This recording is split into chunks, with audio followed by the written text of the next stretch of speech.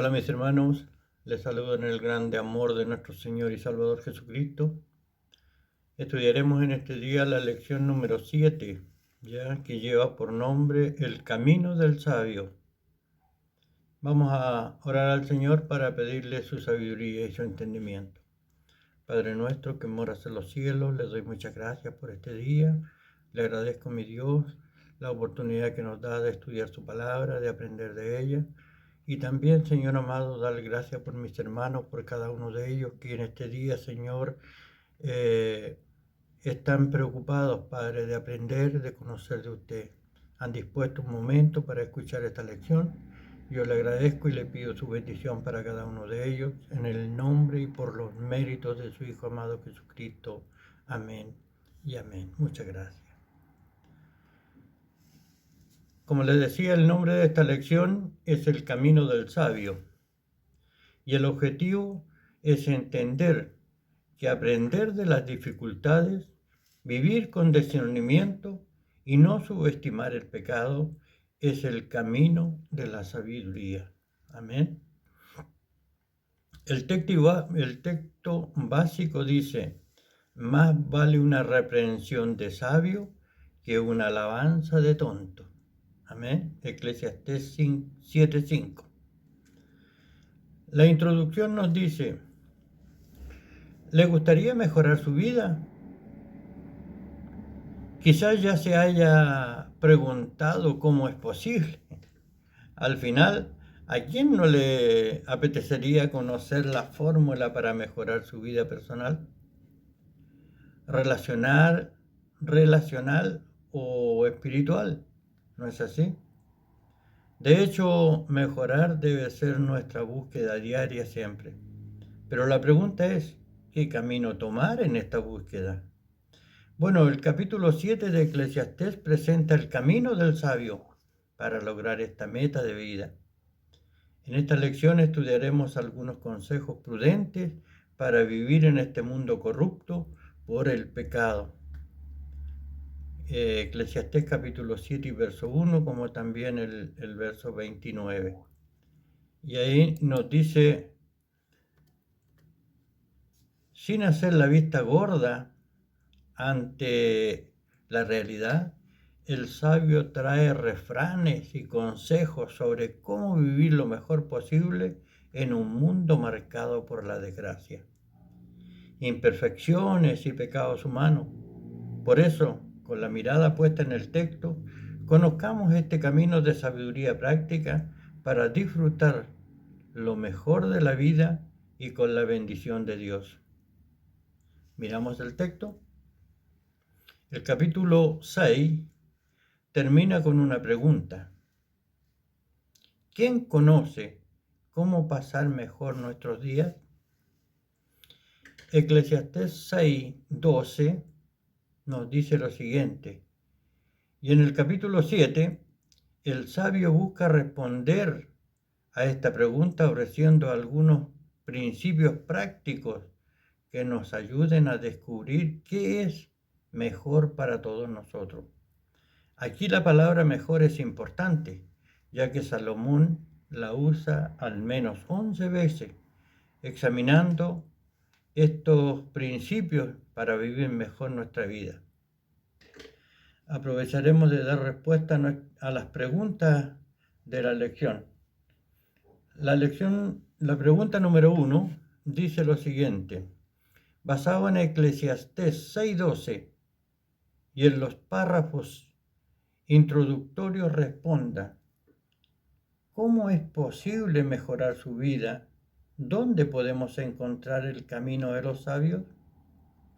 Eclesiastés 6:12 dice: ¿por qué? ¿Quién sabe cuál es el bien del hombre en la vida? Todos los días de la vida de su vanidad, los cuales él pasa como sombra, porque ¿quién enseñará al hombre qué será después de él debajo del sol? Respondemos: ¿a quién no se le apetecería conocer la fórmula para mejorar su vida personal, relacional o espiritual? ¿No es así? De hecho, mejorar debe ser nuestra búsqueda diaria, siempre. Pero la pregunta es, ¿qué camino tomar en esta búsqueda? Bueno, el capítulo 7 de Eclesiastés presenta el camino del sabio para lograr la meta de vida. Sin hacer la vista gorda ante la realidad, el sabio trae refranes y consejos sobre cómo vivir mejor posible en un mundo marcado por la desgracia, imperfecciones y pecados humanos. Por eso, con la mirada puesta en el texto, conozcamos este camino de sabiduría práctica para disfrutar lo mejor de la vida como bendición de Dios. En el capítulo 7, el sabio busca responder a esta pregunta ofreciendo algunos principios prácticos que nos ayudan a descubrir qué es lo mejor para todos nosotros. Aquí la palabra mejor es importante, ya que Salomón la usa muchas veces. Examinemos estos principios para vivir mejor nuestra vida. Aprender de las dificultades. No es fácil sacar lecciones del sufrimiento personal, pero es necesario que conozcamos en determinadas áreas de nuestra vida. Algunas dificultades moldean nuestro carácter, ya que mejor es el buen nombre que el buen perfume, y el día de la muerte que el día del nacimiento. Eclesiastés 7:1. El comienzo de este bloque puede parecer extraño, pero tiene mucho sentido. Lo que está diciendo el predicador es que nuestra reputación, el buen nombre, debe conservarse de por vida. Dicen que los 2 días más importantes de la vida son el día del nacer o cuando nacemos y el día en que descubrimos para qué nacemos. Pero el sabio afirma que es el día de la muerte, que el buen nombre se revela en términos definitivos. Eso es de lo que habla Salomón aquí. Cuando uno muere, ¿qué legado dejará? Este legado se basa en la vida, en el sufrimiento, es una parte importante de esa construcción. Mejor es el dolor que la risa, porque la tristeza ejerce una influencia purificadora. Solo los que aprenden del llanto pueden llorar con los que lloran. Por eso la sabiduría es tan importante. Aprendemos de las dificultades de la vida a vivir mejor para nosotros mismos y para los demás. Dios nos consuela en todas nuestras tribulaciones para que también nosotros podamos estar consolando a los que están en cualquier aflicción. Por eso el predicador dice que el corazón de los sabios está en la casa del luto. La idea es que el sufrimiento eduque, aún en relación con las aflicciones de la vida. El sabio muestra que no podemos quedarnos paralizados con el anhelo del pasado. Hay quien se queja de que todo tiempo pasado fue mejor. Huir al pasado ante las dificultades no forma parte del camino del sabio. Amén. La pregunta número 2 dice lo siguiente: lea Eclesiastés 7 del 1 al 10 y Romanos 12:15 y el ítem 1 y responda cómo podemos aprender de las dificultades y cómo debemos lidiar con el pasado. Romanos 12:15 nos dice lo siguiente: no paguéis a nadie el mal por mal, procurad lo bueno delante de todos los hombres. Algunas dificultades moldean nuestro carácter, ya que mejor es el buen nombre que el buen perfume, y el día de la muerte que el día del nacimiento. El comienzo de este bloque puede parecer extraño, pero tiene mucho sentido. Lo que está diciendo el predicador es que nuestra reputación, o sea, el buen nombre, debe perseverar por toda la vida. Dicen que los 2 días más importantes de la vida son el día en que nacemos y el día en que descubrimos para qué nacemos. Pero el sabio afirma que ese es el día de la muerte, que el buen nombre se revela en términos definitivos. Eso es lo que habla Salomón aquí. Cuando uno muere, ¿qué legado dejará? Este legado se basa en la vida, en el sufrimiento y en la parte importante de la construcción. Mejor es el dolor que la risa, porque la tristeza ejerce una influencia purificadora. Solo los que aprenden del llanto pueden llorar con los que lloran. Por eso la sabiduría es tan importante. Aprendemos de las dificultades de la vida a vivir mejor para nosotros mismos y para los demás. Dios nos consuela en todas nuestras tribulaciones para que también nosotros podamos consolar a los que están en cualquier aflicción. Por eso el predicador dice, el corazón de los sabios está en la casa del luto. La idea es que el sufrimiento eduque. Vivir con discernimiento. Para no vivir añorando el pasado, necesitamos la sabiduría de Dios para ver la vida con claridad. La sabiduría da la perspectiva correcta para no desanimarnos cuando los tiempos son difíciles y no ser arrogante cuando las cosas van bien. Eclesiastés observa y nos dice, observa los métodos de Dios y ponte en armonía con ellos. No vayas en contra de la naturaleza.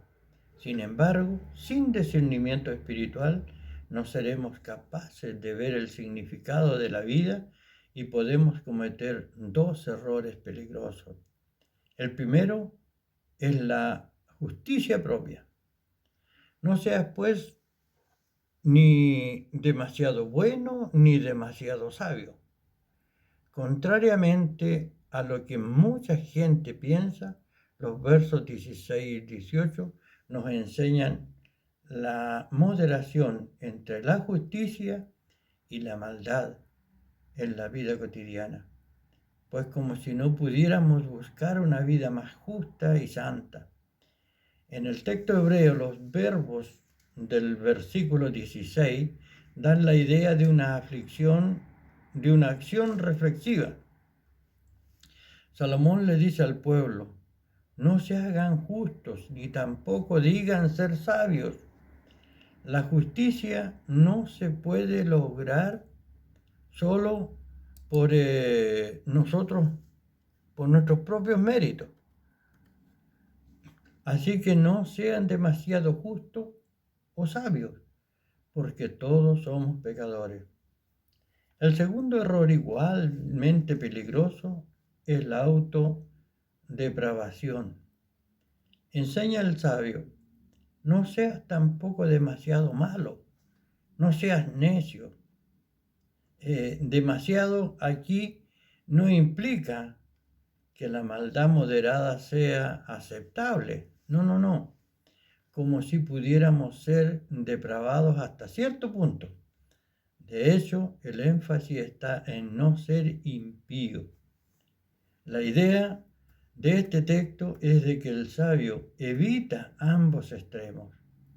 El camino del orgullo, porque cree que es demasiado justo y se entrega a una vida impía. No evitar estos extremos atrae su propia ruina, que está lejos del camino de los sabios para llevar la vida. Amén. La pregunta número 3 nos dice lo siguiente. Sin discernimiento y sabiduría, podemos cometer 2 errores peligrosos. ¿Cuáles son ellos? Consulte Eclesiastés 7, del 11 al 17 en el ítem 2. El primero es la justicia propia. No seas, pues, ni demasiado bueno ni demasiado sabio. Contrariamente a lo que mucha gente piensa, en los versos 16 al 18 nos enseña la moderación entre la justicia y la maldad en la vida cotidiana, como si no pudiéramos buscar una vida más justa y santa. En el texto hebreo, los verbos del versículo 16 dan la idea de una acción reflexiva. Salomón le dice al pueblo, no se hagan justos y tampoco digan ser sabios. La justicia no se puede lograr solo por nuestros propios méritos, así que no sea demasiado justo o sabio, porque todos somos pecadores. El segundo error, igualmente peligroso, es la autodepravación. Enseña al sabio, no seas tampoco demasiado malo, ni seas necio. Demasiado aquí no implica que la maldad moderada sea aceptable, como si pudiéramos ser depravados hasta cierto punto. De hecho, el énfasis está en no ser impío. La idea de este texto es que el sabio evita ambos extremos, el camino del orgullo, porque cree que es demasiado justo y se entrega a una vida impía. No evitar estos extremos atrae su propia ruina, que está lejos del camino de los sabios para llevar la vida. La pregunta número 4. ¿Cómo es la vida de quienes están siguiendo el camino de la sabiduría?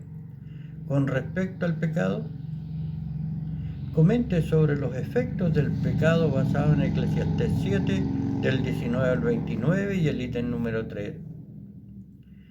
No subestime el pecado. Quien camina por el camino de la sabiduría busca lo mejor para su vida y se toma el pecado en serio porque es una terrible realidad. El pecado es el problema de la humanidad. Debido al pecado, las personas no pueden acercarse a Dios. El Génesis 3:10 y el Isaías 59:2. Salomón presenta 3 efectos dañinos del pecado para la humanidad. El primero es la incapacidad humana para hacer el bien plenamente, ya que no hay en toda la tierra un ser humano que sea siempre bueno y no peque jamás. Si bien hacemos lo correcto, no podemos hacerlo todo el tiempo. A veces pecamos. Si somos pecadores, no debemos pensar en nosotros mismos como mejores que los demás o ser implacables al juzgar a otras personas, pues somos igualmente imperfectos. El segundo efecto del pecado es la incapacidad humana para alcanzar la sabiduría plena. Salomón concluye, todo esto lo examiné muy bien y con sabiduría, pues me dispuse a ser sabio, pero la sabiduría estaba fuera de mi alcance. Así como no podemos hacer todo bien, todo el tiempo, también es imposible para los seres humanos entender todas las cosas que hace Dios. Solo en la eternidad, cuando seamos glorificados, seremos totalmente libres del pecado. Primera de Juan capítulo 3:2 y también en Apocalipsis 21:4. Y entonces lo sabremos todo completamente. Primera de Corintios 13:12. Finalmente, el tercer efecto del pecado es la capacidad humana de corromper. El predicador afirma que Dios creó al ser humano para que sea virtuoso, pero cada uno decide seguir su propio camino descendente. Si hay algo de lo que son capaces los seres humanos caídos, es de corromperse cada vez más. En su búsqueda, Salomón encontró entre 1000 hombres solo un sabio y entre las mujeres ninguna.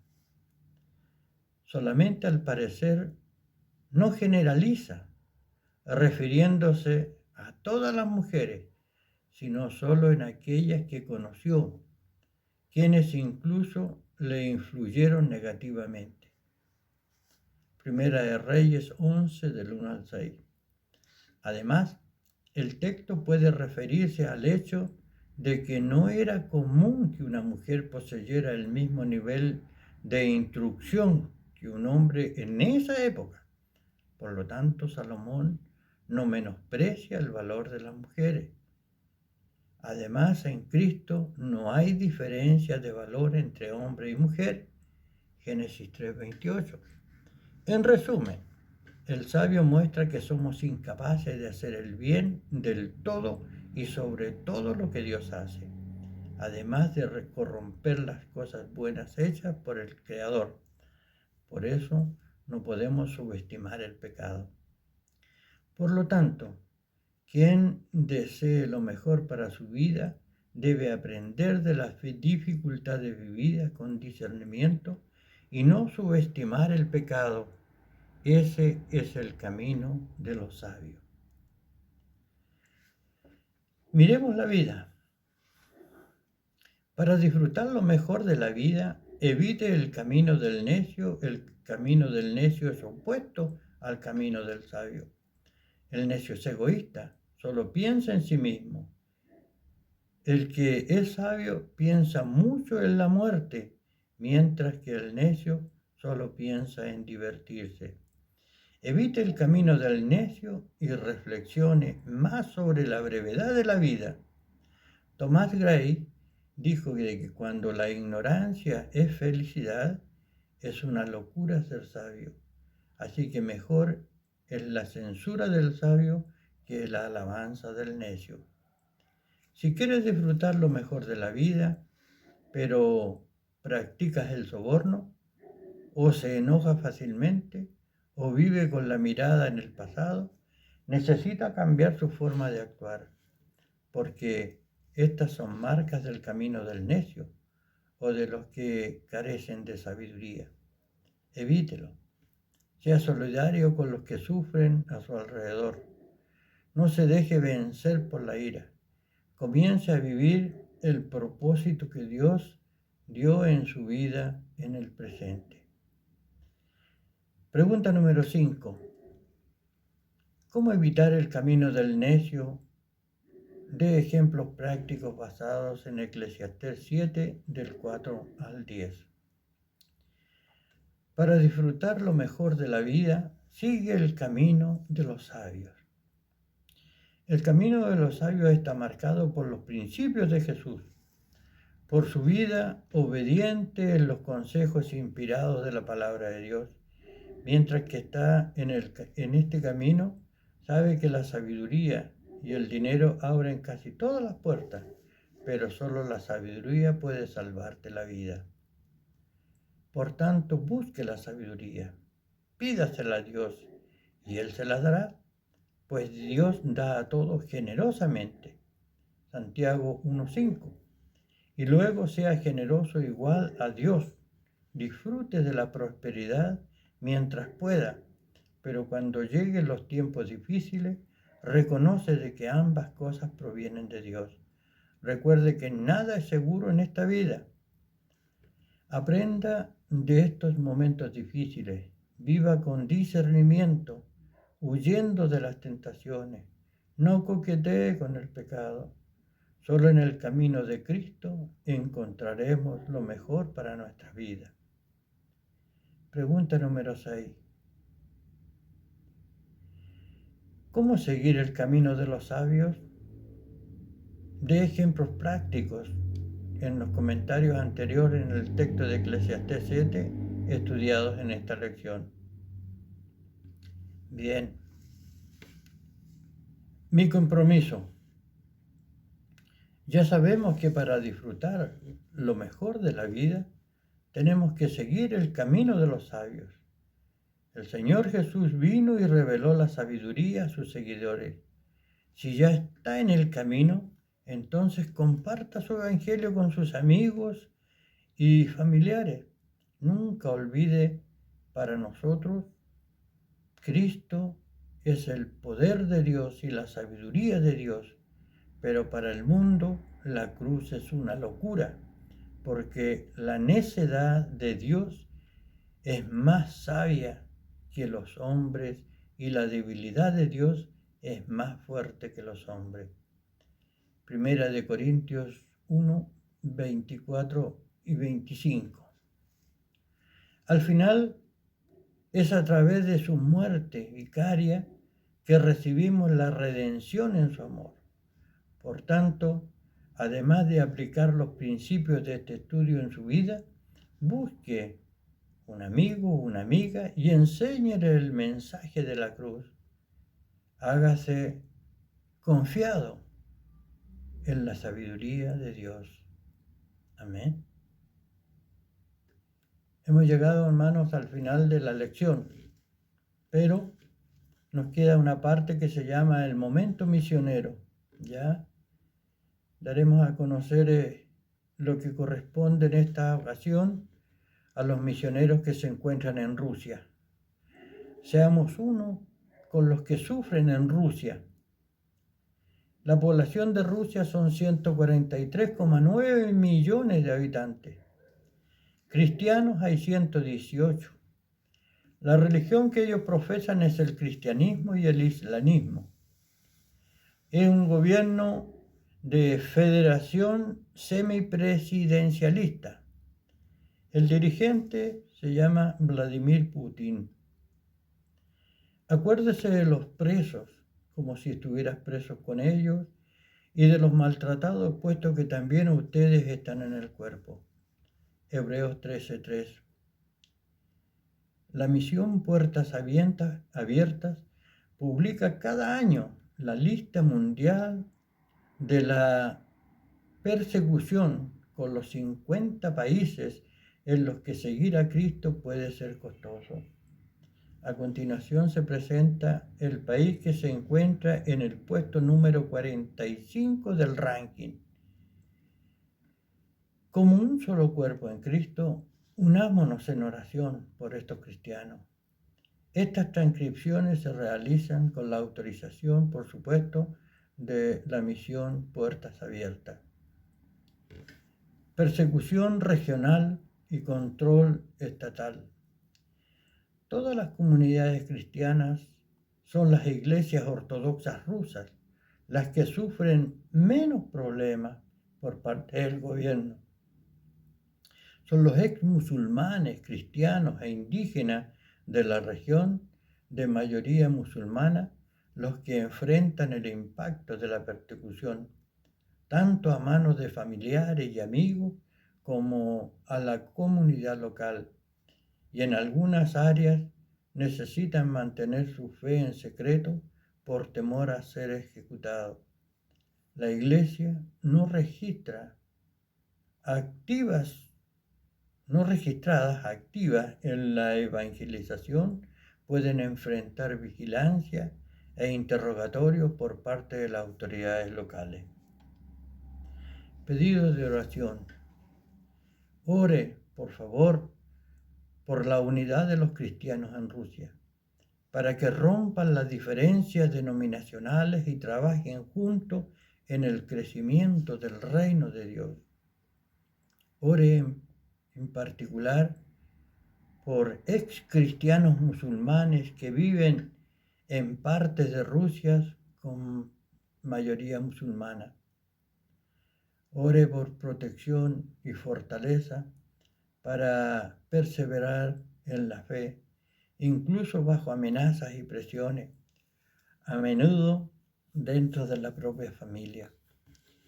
Ore por el gobierno de Rusia para buscar el bien común en todas las personas, especialmente en materia religiosa. Amén. Hemos llegado al final, hermanos, del momento misionero como también de la lección. Me gustaría que me acompañes a orar para agradecer a Dios por esta lección y también por estos hermanos que sufren. Oramos. Maravilloso y eterno Dios que estás en los cielos. Muchas gracias, Padre, le doy en este día porque me da la oportunidad, Señor, de poder orar por cada uno de mis hermanos que están allá en Rusia, Señor. Ellos sufren, Padre, son maltratados, son vejados, son golpeados, son encarcelados y también, Señor amado, son muertos, son asesinados por el solo hecho, Señor, de creer en usted, Señor amado. Yo le pido su ayuda, su bendición para ellos. Permítame, Dios, de que tengan momentos de tranquilidad, de paz, y que también, Señor amado, no sufran tanto. Muchas gracias, Padre. Bendiga a mis hermanos que han escuchado la lección en este día y ayúdenos, Señor, cada día para poder ayudar, Señor amado, a estas personas que sufren. Gracias, muchas gracias.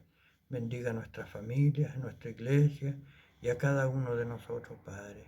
Bendiga a las personas, Señor amado, que escuchan esta lección y que se proponen, Señor amado, hacer lo que la lección les indica. Gracias, muchas gracias, Padre. Le agradezco todo lo que usted nos da en el nombre sagrado de su Hijo amado Jesucristo. Amén y amén. Muchas gracias, Dios les bendiga y nos vemos prontamente.